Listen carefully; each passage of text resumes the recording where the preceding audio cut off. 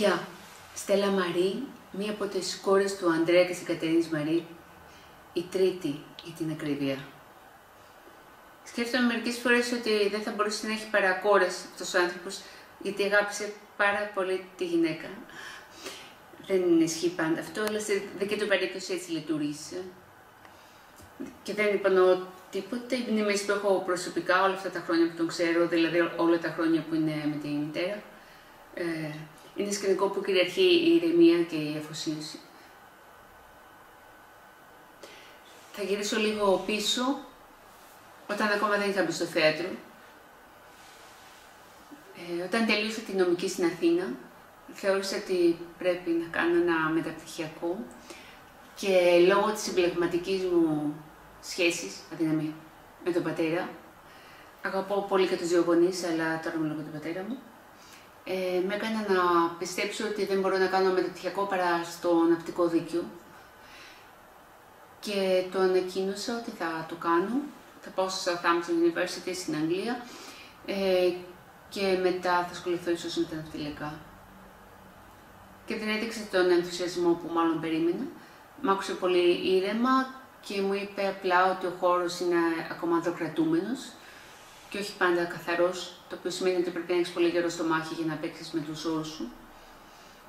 Ότι αυτός θα με βοηθούσε, βέβαια, αλλά δεν έπρεπε ποτέ να ξεχάσω ότι η επιλογή ήταν δική μου.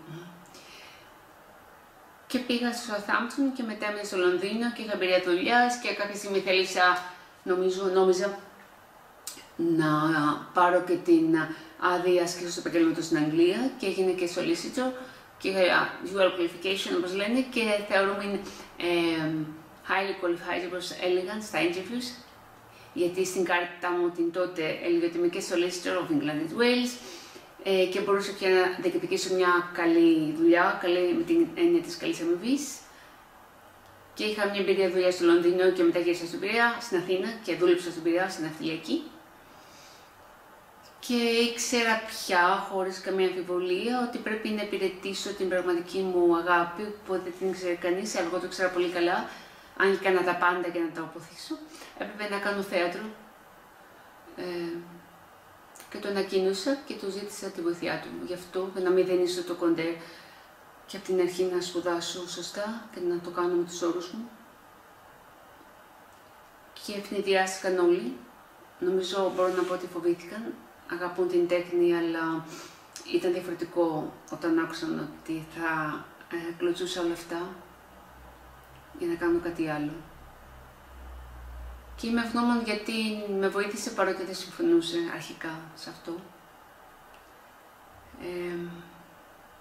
Και νομίζω ότι η πραγματική συμφιλίωση, η εξοικείωση, τουλάχιστον καταρχήν με την ιδέα, έγινε όταν πια δεν ήμουν μόνο ηθοποιός, το λέω το μόνο ρεαλιστικά για να πω το άλλο. Η ηθοποιός είναι η μεγεμένη καρδιά της θεατρικής πράξης, αλλά μπήκα και στη σκηνοθεσία. Και στην πρώτη μου δουλειά που σκηνοθέτησα και έπαιξα συγχρόνως με έναν συνάδελφο, δεν θα πω τώρα ονόματα, ούτε παράσταση, ούτε συναδέλφου, για να μην βγω τόσο από το θέμα μου. Ήρθε μαζί με τη μητέρα, η οποία πάντα ερχόταν στις δράσεις μου.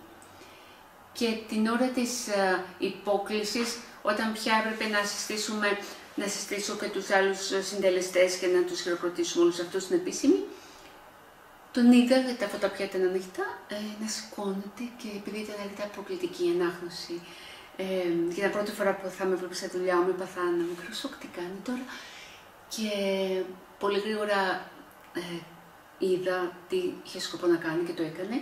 Ανέβηκε στη σκηνή να με αγκαλιάσει και μετά έκατσε πολύ ήρεμα πάλι στη θέση του και ήταν πολύ συγκινητικό και το καταλαβαίνετε.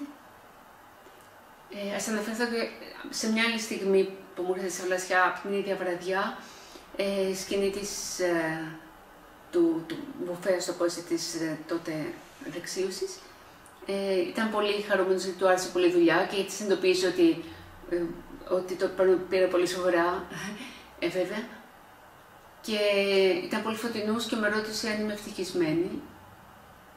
Πρώτη φορά που θέσαμε ένα θέμα τόσο σοβαρό που έχει επίκεντρο και αφετήρια το θέατρο. Και του είπα πως ναι. Και μου είπε πολύ ήρεμα, πολύ απλά και πολύ σοφά, να αγαπάς πάντα αυτό που κάνεις και να δουλεύεις γι' αυτό. Και θα συνεχίσεις να είσαι καλή. Αυτά. Και αυτό το κάνω ο ίδιος και αυτό με εμπνέει πάντα. Και με αφορμή τη στιγμή αυτή που του μιλώ και έτσι, διεθνώς, θα έλεγα σε άλλη βάση, θα του πω ότι ίσως αν έπρεπε να ξεχωρίσω ένα πράγμα που πρέπει να τον ευχαριστήσω περισσότερο, είναι το ότι ήταν πάντα το αντίθετο του ρατσιστή, άνθρωπος που ήταν γνήσια πολίτης του κόσμου και που ήταν πολύ απλός από όλες τις πλευρές. Μιλάω και για απουσία φυλετικών διακρίσεων, αλλά και κοινωνικών διακρίσεων και ποτέ δεν έβαλε κριτήριο τα χρήματα. Και δύο γονείς μου θεωρώ ότι μας μεγάλωσαν και με μεγάλωσαν έτσι και αυτό είναι πάρα πολύ σημαντικό. Ενώ είχαν όλα τα στοιχεία που θα μπορούσαν, αν το είχαν, να είναι ψώνια και επιδειξίες και ό,τι άλλο, δεν τους αφορούσε απλά αυτό και δεν τους αφορά και δεν με αφορά. Και τους ευχαριστώ γι' αυτό. Και θέλω να το ευχηθώ να είναι πάντα κατ' ουσίαν νέος και να δικαιώνει τόσο εντυπωσιακά την περίφημη φράση αγαπημένη μου, που νομίζω, δεν είμαι σίγουρη, είναι το Καζαντζάκη, τα νιάτα δεν είναι κατάσταση, είναι κατάκτηση. Το έχεις κερδίσει και αυτό. Είσαι πολύ ιδιαίτερος και γνήσιος. Τόσο γνήσια Έλληνας, τόσο σαφώς πολίτης του κόσμου.